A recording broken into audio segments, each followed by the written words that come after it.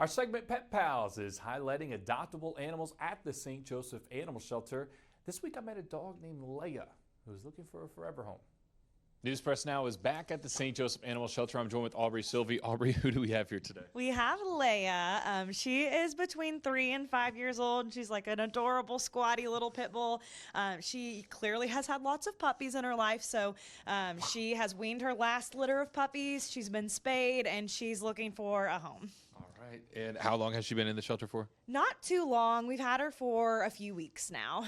But she's adorable, and we're pretty sure she likes other dogs. She might like male dogs a little better than females. We always recommend bring your own dogs down, and we can see how they do with each other, but she definitely just wants a couch to snuggle on. I think she's going to be a bit of a couch potato. Yes, very sweet, very snuggly. And Aubrey, when it comes to dogs that have had puppies, does that change anything with them at all? They can have some different characteristics, sometimes more of like that mother dog figure. So they can be prone to be a little bit of the boss of the house with the other dogs and things like that. But it really just depends on the dog. She seems very, very sweet and gentle natured. So she's a really good girl. She just needs a place to call home.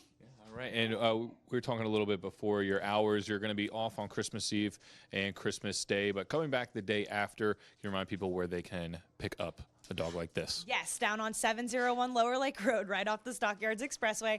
We're pretty easy to find. You can look us up on Facebook. Give us a call if you have any questions about any of the animals we have here. But yeah, just bring the whole family down and we'll find the one for you. Maybe it's Leia. All right, well, Leia, hopefully you are a late Christmas gift for some families. We appreciate it, Aubrey.